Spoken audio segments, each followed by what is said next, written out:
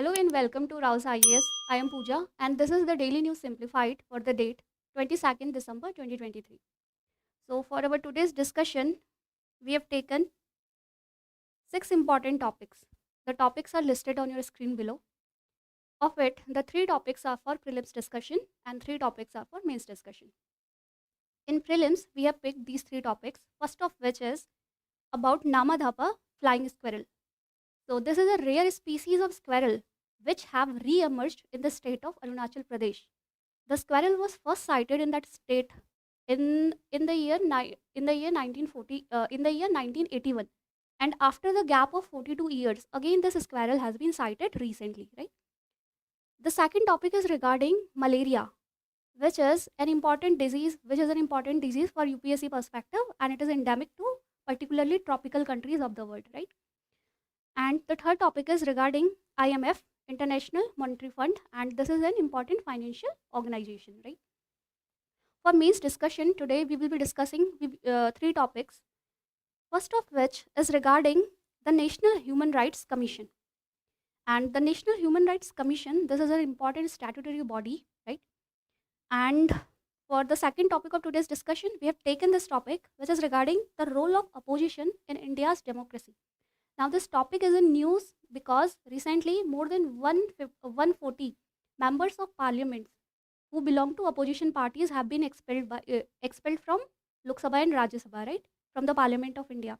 Now, based on this topic, it is important to know that what is the role of opposition in withholding parliamentary democracy. Now, finally, we will move towards another debated topic which is in news recently, and this is regarding the menstrual leave debate in the country, right? Now, before we start our today's discussion, if you like our video, give us a thumbs up and kindly comment what do you feel about our video and subscribe to our channel, right? So, let's start our discussion. The first topic of today's discussion is inspired by this news article which appeared on the page number 16 of the Hindu. Now, this news article says that the Namdapha flying squirrel, which is a rare species of squirrel, this has re-emerged in Arunachal Pradesh. Now, why re-emerged? Because earlier only one such squirrel of the species was found in the Namdapha Tiger Reserve, right? So, back in 1981. Now, after 42 years, it has been sighted again. Now, since UPSC, if we see in the previous years, UPSC asked about important species which are in news, right?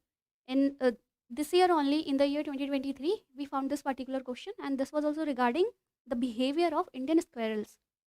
So, basically, we want to know about the behavior, the feeding behavior, how, and some other facts regarding the species which are in news, right? And let's see what are some key facts about Namdapha flying squirrel.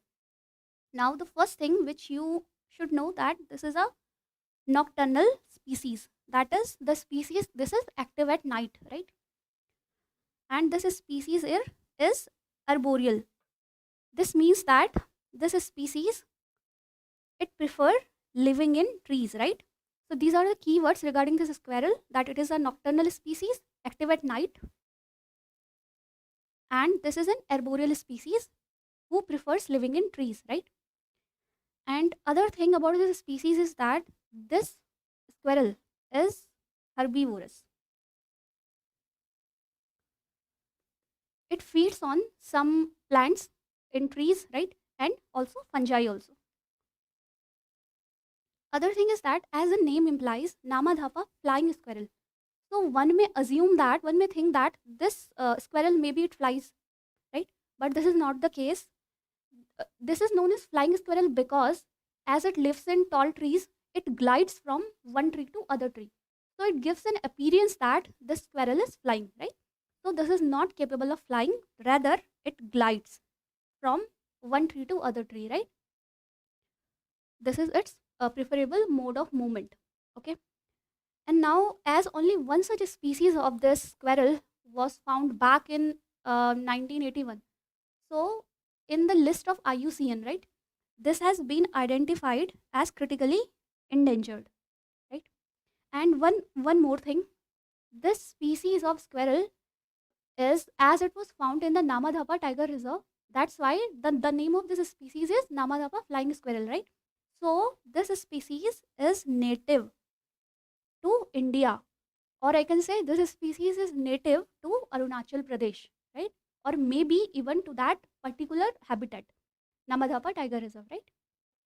So based on this information, let's solve our practice question.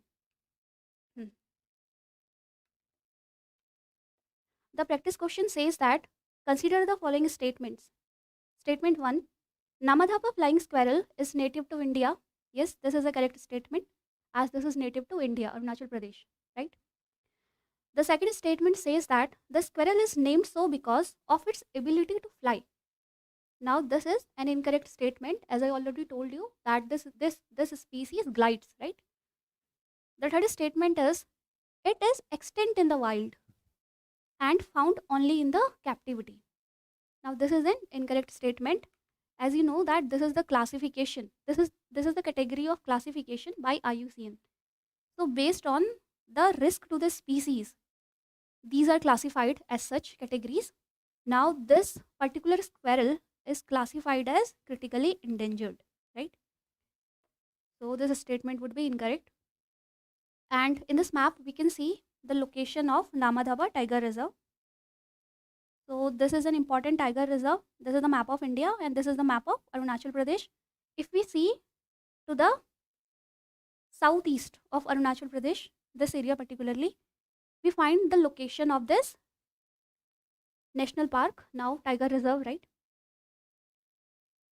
So you should know about its location also.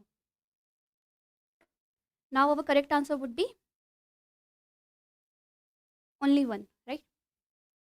Now let's move on to our second question for the day, which is inspired by this news article which appeared on the page number 16 of the Hindu. Now this news article says that World Health Organization pre-qualifies a malaria vaccine developed by Serum Institute. Now, depending on this news article, let's know some facts about malaria disease. Malaria is a parasitic disease, right? It is caused by a parasite Plasmodium, which is carried by a species, a particular species of mosquito.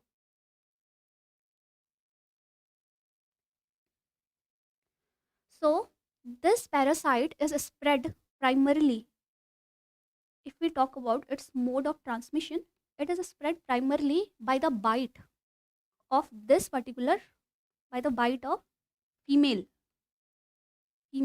Anopheles mosquito, right? But it has other modes of transmission also. What are other modes of transmission? Firstly, by needles, via sharing of needles, right? That is, if any needle is used by an infected person and that needle is used by any other person, this virus, this parasite can be spread to that person also, right? And other mode of transmission is blood transfusion, right? So this is because this particular parasite infects the red blood cells, right? That's why it can be transmitted through all these modes. Okay. So now if we talk about what are the symptoms, of this disease, right? So the symptoms may include symptoms like fever, fatigue, right, sweating, and ultimately this can result in organ failure and death, right? And it can be a life threatening disease also. That's why. So the symptoms are, say, the basic symptoms are high fever, sweating, right, fatigue, headaches, and ultimately organ failure and death, right? Now if we talk about any vaccine, is there any vaccine to prevent the spread of malaria? Now malaria is endemic to some tropical countries. Malaria is endemic in the countries in uh, South America, right, Africa, uh, Asia, and particularly South Asia. So these are the countries where malaria is endemic, right? And so this vaccine, there is a vaccine which was approved by World Health Organization in the year 2021. This This is the name of the vaccine, but it is sold under the brand name Mosquirix. So Mosquirix is an important or the first vaccine of malaria, and this was approved by World Health Organization in the year 2021, right? And now this news article says that a second such vaccine has been pre-qualified by World Health Organization. Now, if WHO pre-qualifies a vaccine, this means that that vaccine is will be available for mass production, right? And then for mass use, right? So in one sense, WHO has given green flag for the formal deployment or formal production of or use of that vaccine, right? So second such vaccine, the name is given in the article R21 Matrix M. So this is the name of this vaccine, and the important fact about this vaccine is that this vaccine has been developed by Oxford University, and it will be manufactured by Serum Institute of India, right?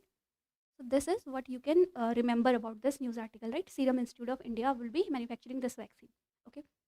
And now one important thing, that India wants to eliminate malaria in the country, right? For that, India launched a national mission for elimination of malaria back in the year 2016.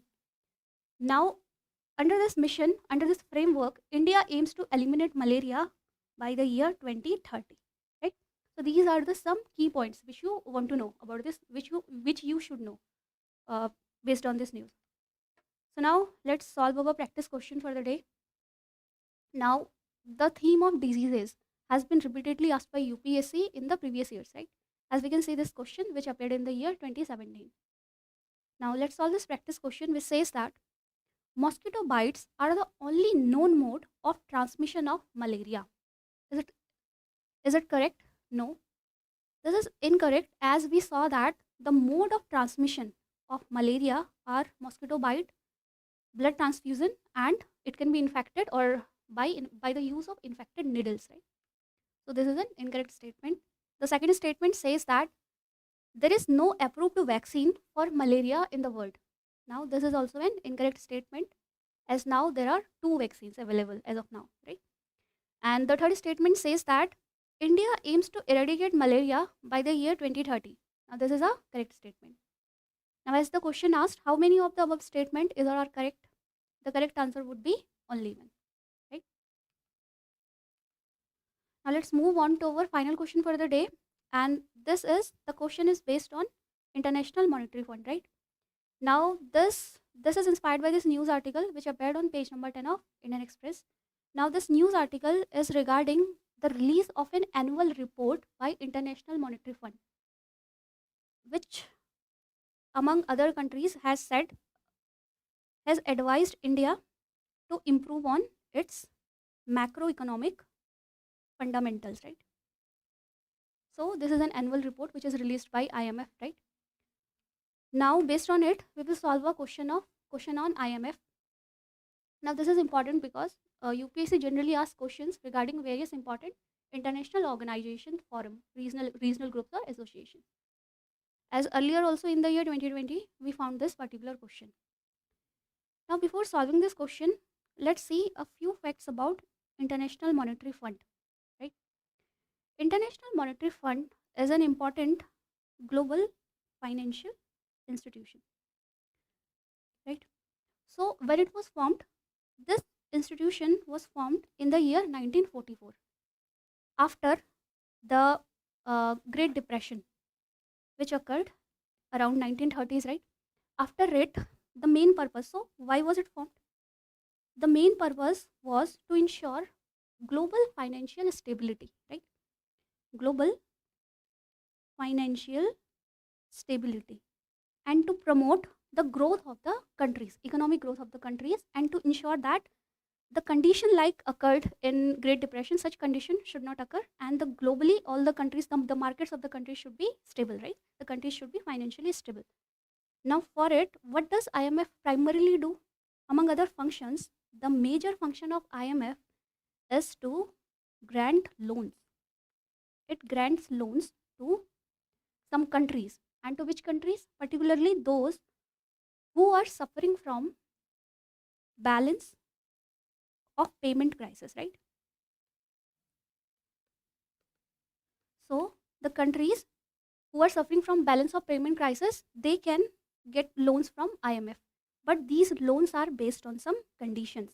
There are some conditionalities which are attached to the loans, right? Now, if you remember, in 1990s, India also got the loan from IMF because India was suffering from BOP crisis, right? And now, if if IMF grants loans to the countries, that means IMF, International Monetary Fund, right? The name also contains fund, so it should have some fund. Based on it, it is granting loan to these countries. Now, where is the money in this fund coming from? The first source is member quotas. So, what is member quotas? Presently, there are 190 members in IMF, right? Now, all these members, they contribute some amount, right?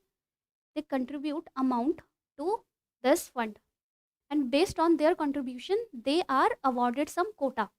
For example, the present contribution of India to IMF is around 2.7%, right? Now, from this fund, from this contribution, aggregate of contribution from all the countries, IMF will grant loan to these countries, right? And apart from this member quotas, where does the other sources of fund in IMF is from loans and or borrowing, right? Or we can say borrowing.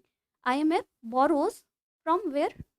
From some bilateral or from some multilateral agreements, right? Bilateral agreements through some countries and some multilateral agreements. So these are the sources of funds in IMF, right? Now, based on this information, let us solve this question. The question says that consider the following statements regarding International Monetary Fund. The first statement is the organization was established in the aftermath of the Great Depression. Now, this is a correct statement. The second statement says that IMF funds come from member quotas, multilateral and bilateral borrowing agreements. Now, this is also a correct statement. Now, as the question asked, which of the statement given above is or are correct? The correct answer would be option C, both 1 and 2. Right? Now, let's move on to our main topics. So, the first topic for our main discussion today is inspired by these news articles which appeared. This news article appeared on the page number 6 of Indian Express, and this news article appeared on the page number 10 of Indian Express, right? Now, this news article is regarding the recent expulsion of this news article says around 146, that is more than 140 member of parliament from Lok Sabha and Rajya Sabha recently, right? So the speaker of the Lok Sabha and the chairman of the Rajya Sabha expelled these members respectively from Lok Sabha and Rajya Sabha, right? Now, these members were from primarily they were all the members were from the opposition parties of the country, right? Now, the expulsion of these opposition members of parliament, this is a threat, right? This is a concern for a parliamentary democracy like India, right? So, inspired by the news article, we will see that what is the role of opposition in the parliamentary democracy of a country. And in the context of India, we will see what is the challenge the opposition is currently facing, right? And we will see some way forward in this regard. Now, this news article is important for our GS paper 2, Polity and Governance, under the syllabus head Parliament and State Legislatures, right? Structure, functioning, conduct of business, powers and privileges, and issues arising out of this, right? Now, as I start this question, this article, the first thing is you should know that India is a parliamentary democracy, right? So, India is a parliamentary democracy. What are the basic tenets? What are the basic nuances of parliamentary democracy? The first thing is, in any democracy or a parliamentary democracy, there is a presence of political parties, right? And the presence of multiple political parties in India, members of which are elected by us in a democracy. They are representative. They are public representatives, right? We represent them. they represent us and we elect them, right? Other thing is the executive is responsible, is accountable to the legislative, right? So if we talk about who, what is executive in in our parliament, the executives include the president of India, the vice president of India. These are nominal heads, but the real executive power lies with the prime minister of India, right? and and who heads the council of minister, right? So these are the real executive in any union government, right? Now the basic tenet of parliamentary democracy is that executive is accountable to legislative, right? and when and one important thing to note is that in India the executive are also members of parliament. So these executive, this prime, our prime minister, our uh, the council of ministers, these are also MPs, right? They are part of parliament. Why so?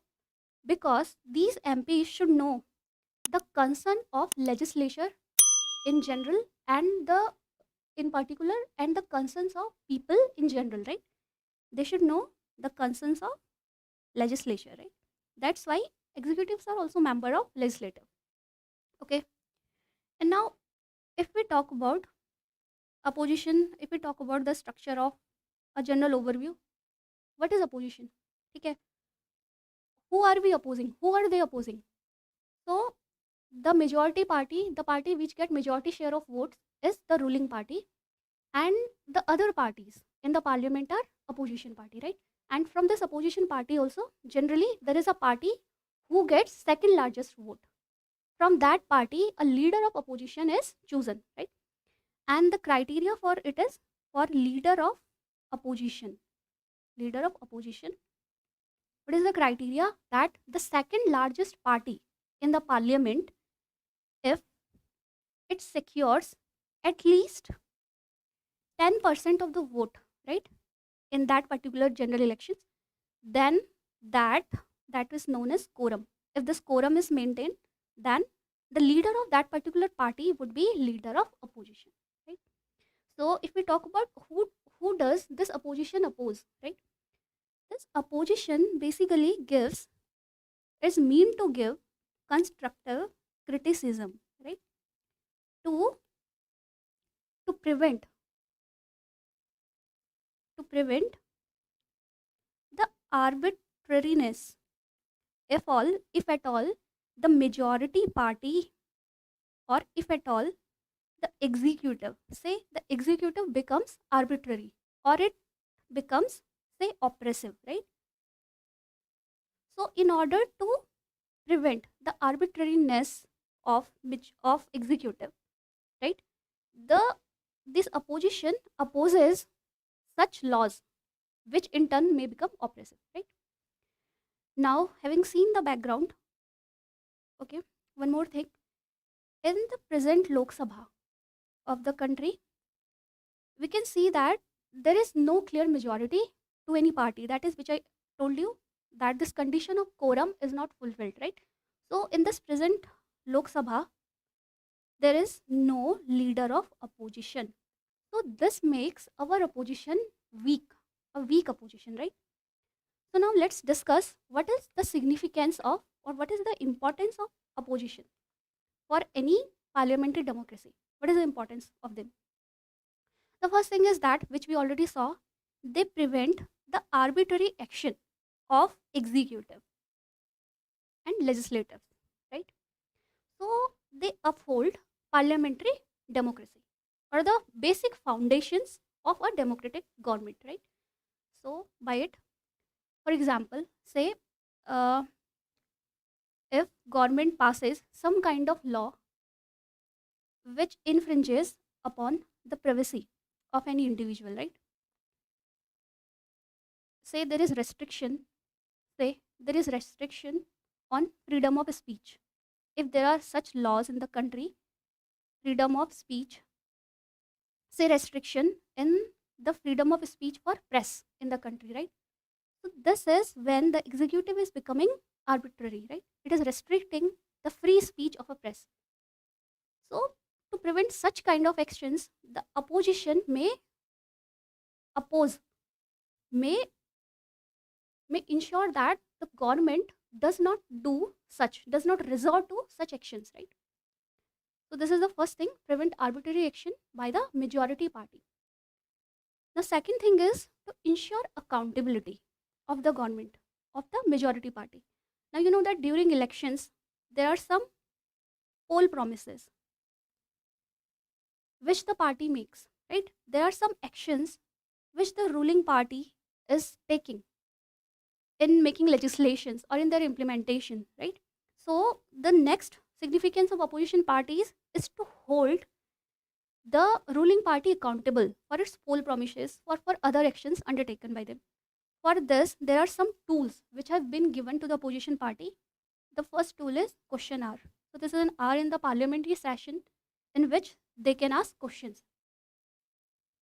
They can ask uncomfortable or some difficult questions regarding in order to establish their accountability, right? And another tool is the presence of parliamentary committees. So there are certain types of parliamentary committees, standing committees, ad hoc committees, joint parliamentary committees. So there are different parliamentary committees, right? Of which there are members. The members can be from ruling party also, majority party, and the members are also included from opposition parties also, right? And the inclusion of the members from opposition parties may ensure that this parliamentary committee will analyze the bills. Before passing these bills, one step is that these bills are passed on to the parliamentary committee to analyze these bills, right? So this, the members of opposition party, they will analyze this bill, they will look out for any potential flaws in the bill, and then they can suggest corrective action, right? They can suggest corrective action. So these are the tools, question hour, parliamentary committee, these are the tools based on which opposition can ensure accountability of the ruling party.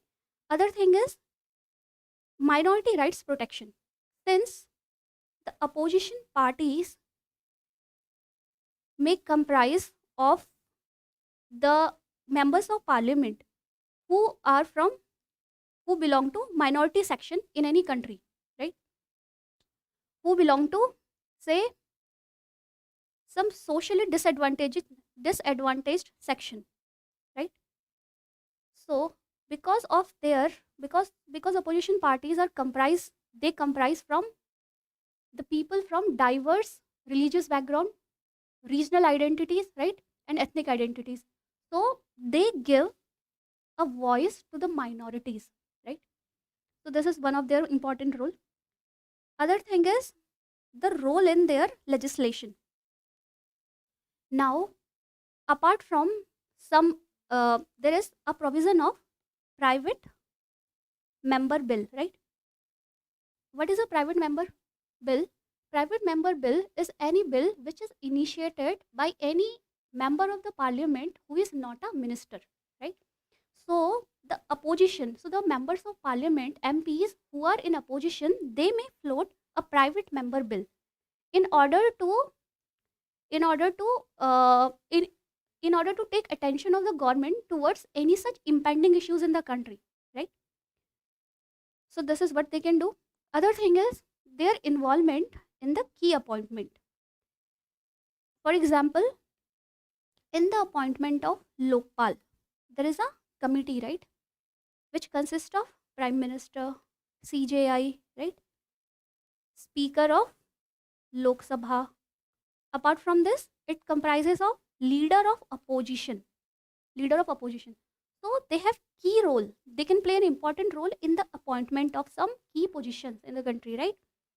Other thing is they offer a potential alternative government, right?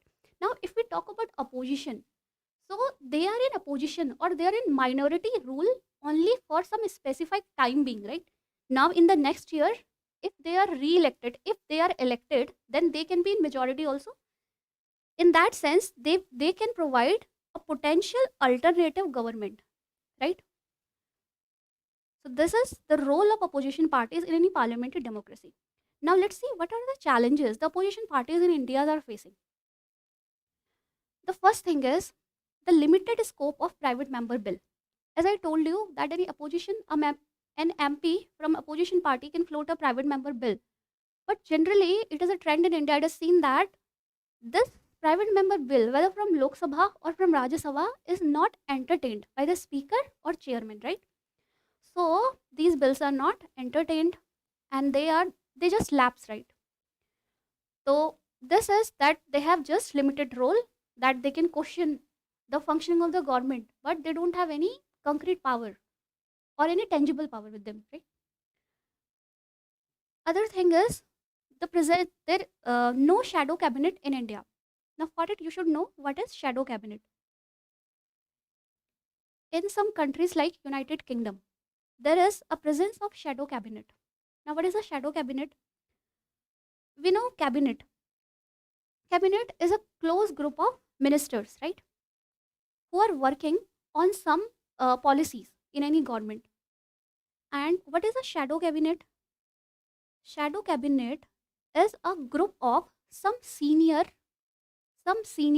members of parliament in United Kingdom, and this is from opposition parties. That is, the leader of opposition in the parliament of United Kingdom can make a group, can make a shadow cabinet from some senior opposition members of parliament, right? Senior opposition member of parliament. And what they do, they mirror what cabinet is doing. That is, if, for example, a cabinet is bringing a policy on education, right? There is a bill, important bill on education.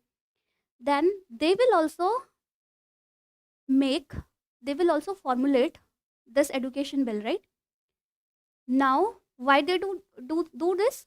In parallelly, they are also formulating an education bill such that when this bill is presented in the parliament by the ruling party, they would be in a better position to evaluate the issues in the bill which is being floated by the ruling party, right? So this is the kind of exercise which is conducted in United Kingdom, but this exercise, this formation of shadow cabinet is not in the country, right? The other thing is, so continuing with no shadow cabinet. So because of this, what happens, that the opposition, they don't have any real agenda. They may not have any real agenda to debate on, and this may turn into just meaningless debate or construction, or or we can say criticism for the sake of criticizing, right, with no concrete or solid evidence or proof, right? Now let's move on to third point, which is whip culture. Now what is whip? Whip is generally a written order, and which is given by the leader of the, say, leader of some parties, right? Leader of any party, and this order is given to the members of that particular party to follow the instructions of the leader on some important topics, on some important situations. Like the whip can be to give for voting to a particular act or particular bill, right? Now what happens that because of this presence of whip culture, even in opposition parties, right, even the opposition parties, they can give whip to their individual members of parliament. Now this, now because of this, the individual members of parliament who may have, who may differ from their opposition party, from the stance of their opposition party, they may also have to vote on the ideology of their opposition political party, right? This simply translates that the individual MPs, the individual members of parliament, they are not empowered enough, and they have to also take the stand of opposition political party only, right? So there is little chance or no chance of any creative input by any individual member of parliament being in opposition, right? The third thing is that bypassing parliamentary committees. Now generally, a bill before becoming an act should go to parliamentary committees for its scrutiny, right, for its detailed scrutiny. But now this has been trend since some years that the ruling party is evading giving these bills to parliamentary committees, and there are certain there can be certain routes taken by the ruling party. One thing is by introducing the bill as money bill, right? To evade its going to parliamentary committee. So it defeats the very existence of parliamentary committee. And now why we are concerned? Because the MPs of opposition party also constitute of parliamentary committees, right? So it diminishes their role. Earlier, earlier also they were having very limited scope in making legislation, but even they were present in parliamentary committees. But this when this bill is not sent into parliamentary committees, this snatches this power of scrutiny from the member of parliament of opposition parties, right? Now the fifth thing is that the internal issues of opposition parties. Now if we see the example of India, India has a multitude of political parties, right? These political parties they are formed on the ideology of religion, on the ideology of caste, on various ethnic grounds or regional grounds, right? So these are different, the presence of different parties in opposition, right? So we can say that as they have different ideology, they are not able to make a coalition, a strong coalition, right? So in the absence of a strong coalition, there is not a collective voice of opposition, right? So there is an issue that these parties, there is no concurrence on the ideologies of these parties, and due to which there is not a collective voice of these parties in the parliament, right? Finally, all party meeting, inefficiency of all party meetings. So what are all party meetings? All party meeting is a mechanism which is followed before the session of the parliament. Now, annually there are three sessions of the parliament: summer session, monsoon session, and winter session, right? So, before the starting of any session, there is a provision to do all party meeting. So, this is a kind of meeting in which briefly the agenda of this parliamentary session is discussed. That in this parliamentary session, we are going to introduce XYZ bills, and this is our agenda for this parliamentary session, right? So, ideally, this meeting is to build a consensus in the ruling party and opposition parties. But we have seen that these all party meetings are disruptive, they are inefficient, and the very purpose of building consensus is this opportunity of building consensus is lost in all the chaos, in all the disruptions which happen in these all party meetings, right? Now let's see what is a way forward in this regard. The first thing is introduction of some mechanism like shadow cabinet in India, right? Now we already know what is shadow cabinet. Now by introduction of shadow cabinet, the opposition parties will be in a better position to evaluate the issues with the government act, the bill which the government is bringing, right? And in future also we know that these opposition party may get a chance to form government in some preceding years. So this can also enrich their political experience, right?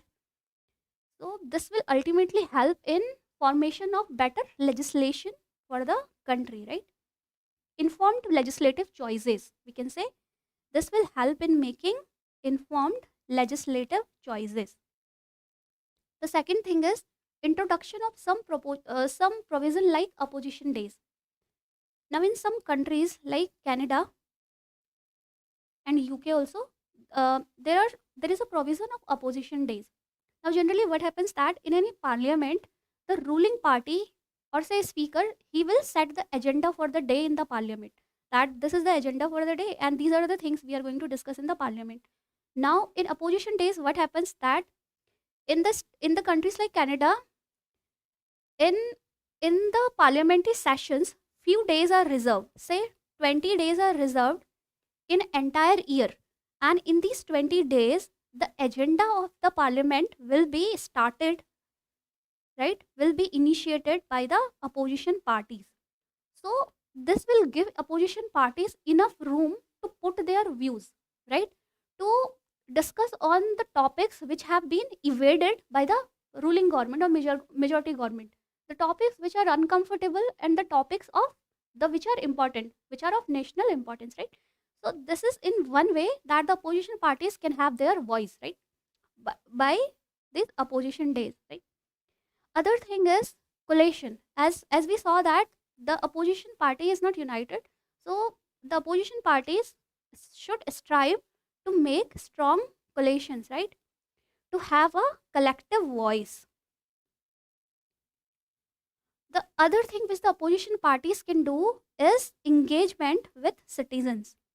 Now, this engagement with citizens either through grassroots engagement, that is in person engagement, right, or through engagement through media, or through social media or through other media outlets, they should engage with the citizens of the country to better put forward their ideology and their policies which are aimed towards nation building, right? In that way they can have some real engagement with the citizens of the country, right? And this will also encourage the awareness of the citizens, right? Which is and the citizens would not be swept away by populism or by some other trends in the parliament, right? So this is all about this article. Now let's move on to our second topic for the day, which is regarding this news article which appeared on page number 3 of the Hindu. This news article is regarding this news that the National Human Rights Commission has directed the Union Ministry of Home Affairs to furnish information on the victims of Salva Judum and their plights. So, what is Salva Judum? This is a kind of militia, tribal militia, which was formed and we can say which was earlier this was formed by government only, and this militia which comprised of tribal people was supported by government itself, right, to fight with the issue of Naxalism that existed in that state, right? But this militia comprising of tribals, they also occurred some human right violation in their area of operation, right? For example, they started employing minor children. They started employing minor children as workers, right, as their soldiers to fight against Naxalism. They also started inflicting some kind of harm to the local population, or this resulted in uh, loss of uh, loss of settlement, or the locals had to vacate their places, right? So these are some of the issues which were caused due to this Salva Judum, a military militia, right, a tribal militia. And now NHRC has asked the Union Government, Ministry of Home Affairs, to the look into the victims of Salva Judum, right? So this is what this news article is about. And now, so based on this, we will see what is National Human Rights Commission, and this is important for our GS paper 2 polity and governance under the syllabus head, which is statutory, regulatory, and various quasi judicial bodies. Earlier also in the year 2021, we found a question directly which was on National Human Rights Commission.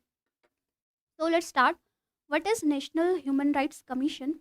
As the name implies, it is a commission. So this is a statutory body in India. Just remember, this is a statutory body and not a constitutional body. This statutory body was formed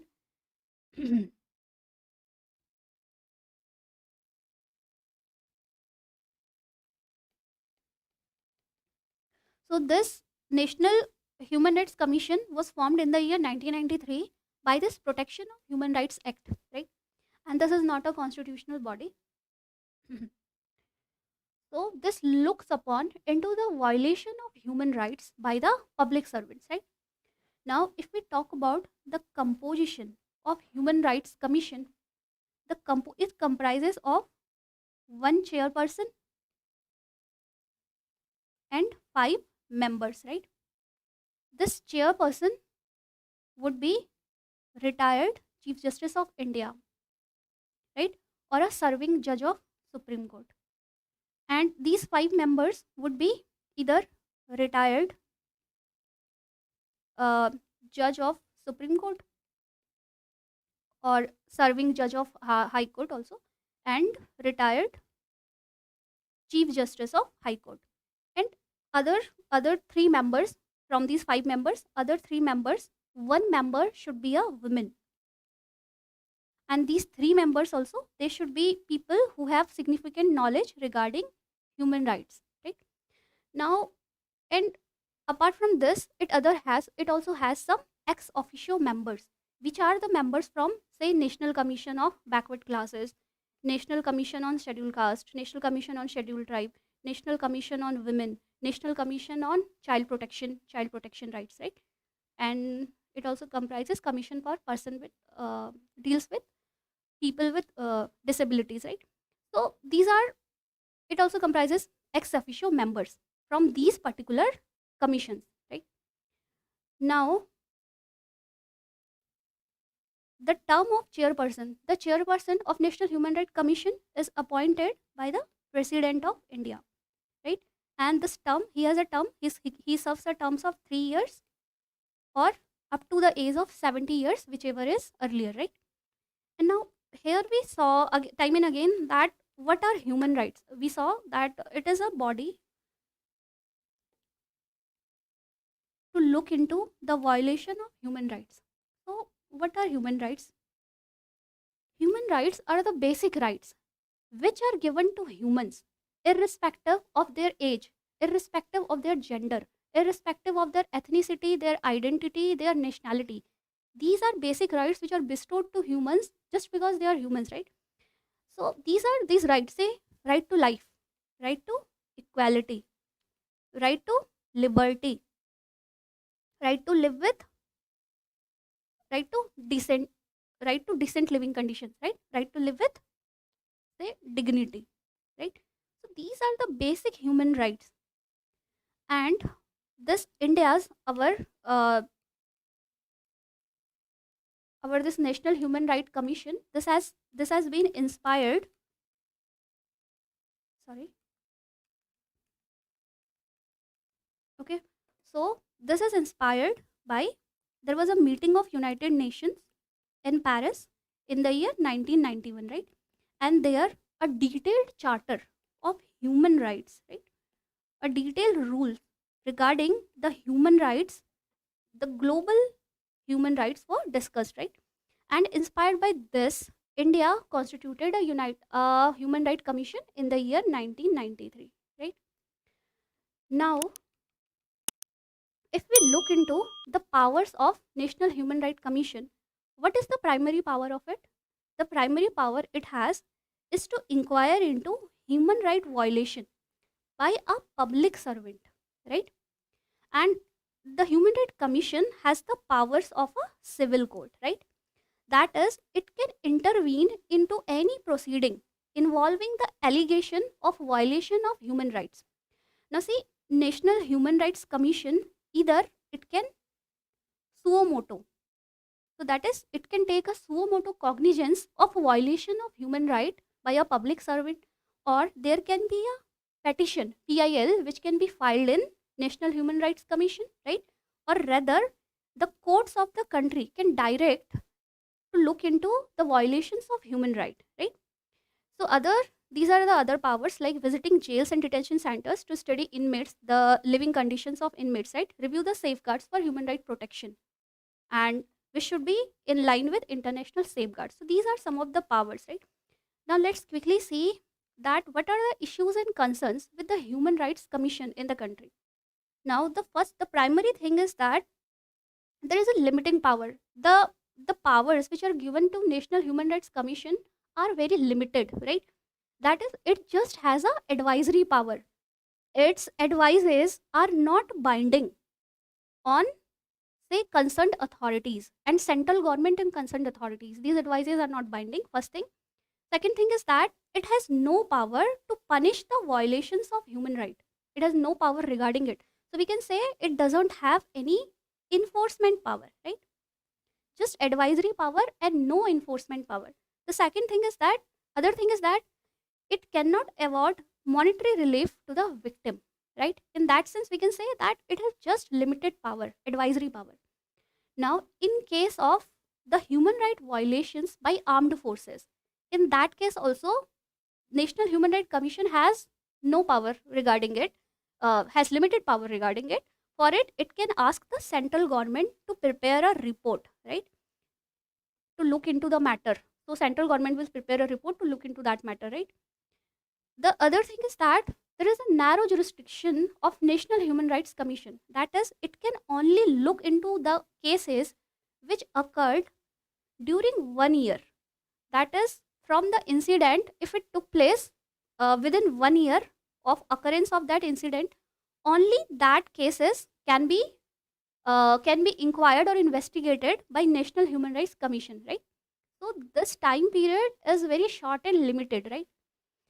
The other thing is that there are various other structural or administrative issues within National Human Rights Commission itself. The first thing is there is a shortage of manpower in the National Human Rights Commission. That is the people who are trained in say in legal the people who have legal knowledge or knowledge regarding the proceedings regarding human rights, right? So there is a shortage of trained manpower. The other thing is that NHRC is dependent on Ministry of Home Affairs for its funds, right? So it doesn't have any financial autonomy, right? So no financial autonomy. Other thing is it lacks diversity. Now, as I told you that the ex officio members of National Human Rights Commission can be members from backward class, scheduled type women. But generally, it has been seen that these members, the constitution of members of Human Rights Commission, National Human Rights Commission, is only of those people who are of legal background. It is generally filled of judges, right? So there is a lack of diversity. There is a limited participation of other social activists or people from other social backgrounds, right?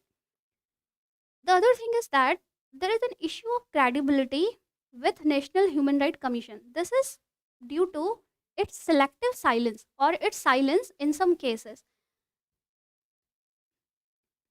For example, in the cases of Unlawful Activities Prevention Act UAPA, there had been arrest in some cases, but for that cases there had been a silence from that is NHRC did not take a suo motu cognizance of this issue. The other issues which can impede NHRC are the chances of there are the allegations of political interference in its working, right? So these are some of the important issues. Yeah, one more issue is that as we saw that it can inquire into human right violations by public servant, right? So in case of human right violation by private entities, it has no or limited power, right? It cannot look upon the human right violation by private entities generally. So this is what are the issues of National Human Rights Commission. Now let's see what is a way forward, what can be way forward in this regard. The first thing is the constitution of this body by making this body a constitutional body. Now presently we saw that it is a statutory body, right? So we can make it a constitutional body. For that there should be a constitutional amendment which can have these following provisions. The first thing is this body should be given enforcement power. As we saw that its reports or its recommendations are just advisory. In that sense, if it gets some enforcement power, the power that the central government or state government should work upon the reports or the recommendations of this body, that would increase the stature, that would increase the effective or enforcement power of this body, right? The other thing is there should be an independent cadre with a staff. That is, as we saw, it faces the issue of human resources, right?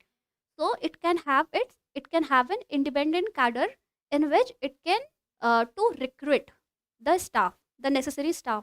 Okay. So there should be financial autonomy, some kind of financial autonomy. The provisions for which should be included to make it financially independent, right? Finally, it should be given the power of contempt. Sometimes the recommendations of NHRC are outrightly discarded or they are not viewed upon by the government, right? In that sense, there should be a power of contempt with it, right? And there should be a diverse composition. The effort should be to diversify the composition of its members and ex officio members to bring in more expertise, right, in National Human Rights Commission. So these are some of the way forward which one can say, one can think. Now let's move on to our final topic of the day, which is regarding this news article which appeared on the page number 10 of Indian Express. Now this news article is regarding the debate of menstrual paid leave in the country.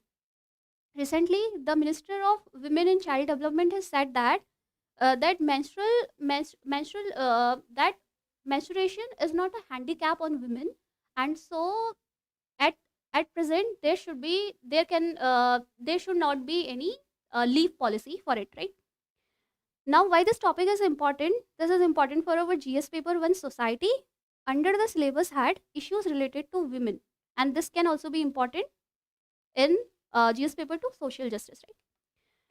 Now, first of all, let's understand what is this menstrual leave policy, right?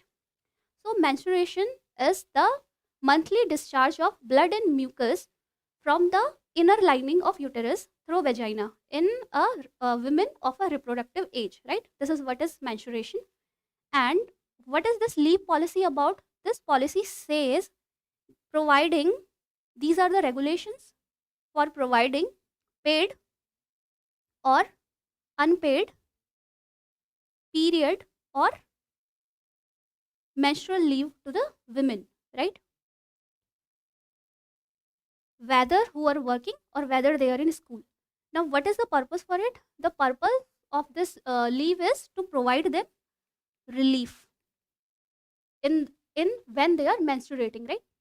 So, generally with menstruation, the duration of menstruation could be 3 to 5 days, and in this duration, women generally, a majority of the women suffer from some physical symptoms. There are some physical symptoms like discomfort, fatigue, cramps, and anxiety, and this could hamper their regular functioning, right? So this could hamper with their regular functioning or their discharge of duties, right? So in order to give them some relief in this period, this is a provision of providing them paid or unpaid period leave, right?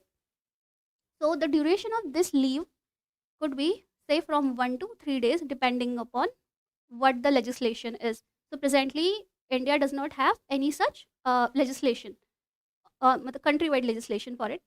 But for it, does globally any country practices this practice of menstrual leave? Yes, there are some countries, there are some global examples, say in Japan and South Korea, Taiwan, Zambia. So there are certain countries where women are given paid or unpaid menstrual leave, right? In India, are there any such provision? In India, in the state of Bihar, the state government of Bihar, since the year 1992, provides women with 2 days of leave, right, during menstruation. And recently, Kerala, in the year 2023 January, has floated a law to provide leave, menstrual leave to the women in higher education institutions, right? Now, in India, there have been attempts to bring out a menstrual leave policy, right? A menstrual rights bill, and such kind of bill was not was rejected by the parliament, right? It was not admitted in the parliament, and one such attempt was also in the year latest attempt was also in the year 2022, and which was regarding the right. The bill was the right of women to menstrual leave and free access to menstrual hygiene products bill 2022, right? So particularly there is debate in the country regarding this topic. Now let's see that what are the arguments in favor of providing menstrual leave, right?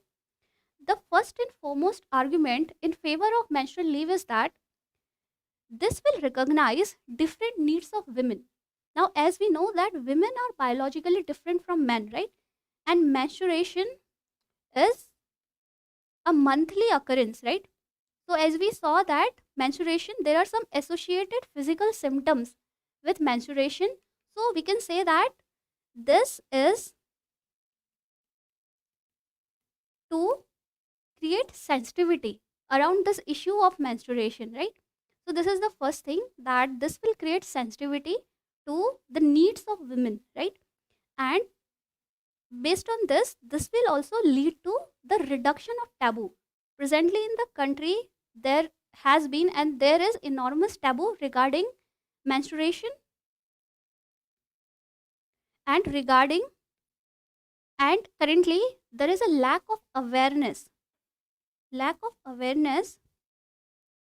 regarding menstrual hygiene, right?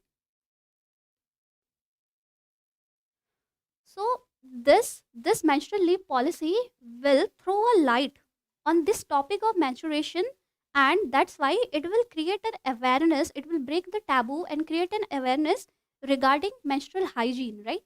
And creation of safe infrastructure in school level, in workplaces level, for facilitating women, right? So this is first, these are something. And other thing, the argument says that this will lead to inclusive workplaces. Now if we quote article 42 of Indian constitution, it talks about creating humane and just conditions in workplaces, right? And maternity relief. So this is what article 42 says. So this is, in that sense, the workplaces would be inclusive of the rights or of the sensitivity of women, right? And one more thing, that the argument says that it will provide women much needed time to recover, and in one sense it would add to the productivity. If women are at ease, they could work from home or some kind of flexible requirement, or this will allow them to recover when they come to the office next day, right? So these are some of the arguments which are in their favor. But we also see that there are some arguments which are against this menstrual leave, right? Now what are these arguments? The first and foremost argument is that this will reinforce gender stereotype. Now what is this? Earlier, see, in India already there is a stereotype that in India, not means in basically in patriarchal societies, there is a stereotype that women can be more, men can be more productive than women, right? Or men are in some ways superior, more superior to women in terms of work, right? So, and this is also reflected in lack of pay parity in the country, right?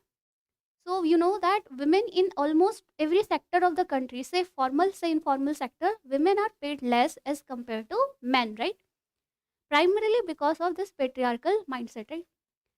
Now if women are given paid or unpaid menstrual leave, so this will reinforce this gender stereotype that, see, women are, they are less productive as compared to men, right? Now this will lead to discrimination against women. That is, maybe some employers may not want to hire women, right? Because as this earlier bill which was floated in the year 2022, which we saw, this bill, right, it asked for a menstrual paid leave for 3 days in a month, right? So this can hinder, this can deter the employers to hire more women, right? So this is the first argument, that it will reinforce gender stereotype and it will lead to further perpetuation of discrimination to women. The second thing is that this may evade the right to privacy of women, as women would have to inform the concerned authorities in the office, or say in the workplaces or in the school, regarding their menstrual cycle, right? So this could be evasion of their right to privacy. The third thing is that implementation of this menstrual leave policy is itself a challenge. Now why so? The first thing is that the menstrual symptoms in women may be different for different women. There are some women who are able to do work in their menstrual cycle, but there are some women who suffer from severe symptoms in menstruation. Now how can we define the severe symptoms?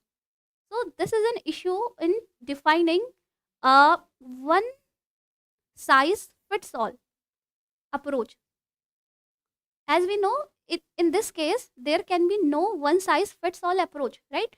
So there will be difficulty in defining these severe symptoms, or assessing the severe symptoms in women, right? So this can lead to potential misuse, that maybe some women who may be able to function regularly during menstruation may misuse this provision, right? So these are some concerns regarding this bill, and other issues, and there may be other debate in the country which can open that there are some employees, say men or women both, who may suffer from some chronic conditions, right? And they are also working, so they may also demand that, since we also suffer from some chronic conditions, that we may also, they may feel like that they are isolated or they are discriminated, right? So this may be, there may be possibility of some other kind of debate also regarding this topic, right? Now what is the way forward? As we all know that this is a sensitive issue, right? So we cannot make uh, any conclusion, right? Any hastily or any fastly conclusion, right? So for it, there should be a considerate approach. We should keep in mind the need of women also, and we should keep in mind the need of organizations and schools, workplaces also, right? The rules of their or their needs. So this debate is evolving and it will continue, but for the time being, there can be some way forward, which there can be some steps which may give much relief to women. What are these steps? The first thing is by adopting flexible work environment, right? Now what is flexible work environment?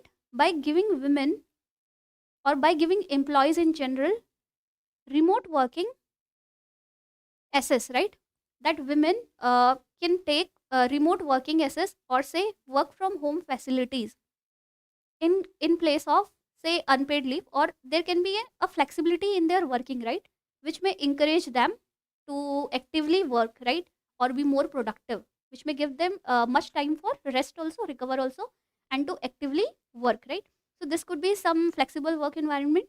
And the other thing is that there should be awareness, there should be mass campaign in the country regarding menstrual hygiene. As women, as girls, as teenager girls who are teenagers, or maybe some girls in, say, rural areas, they may not be aware of menstrual hygiene, right? For it, there should be a there should be a nationwide campaign for it, to break the taboo also. And there should be enough infrastructure, such as access to clean toilets, and this should be in the schools, it should be in the workplaces, right? In the workplaces, there can be enough, there can be some resting places in order to accommodate the need of menstruating women, right, in the short term. And in the long term, there should be any policy which can look at both the demands of women as well as the demand of employers, right? So this is all what this is about this topic, all about this topic. Now if you have any doubt regarding today's session, you can type in the comment section. And if you like our video, give us a thumbs up and like and subscribe to our channel, right? So that's all for today. Thank you.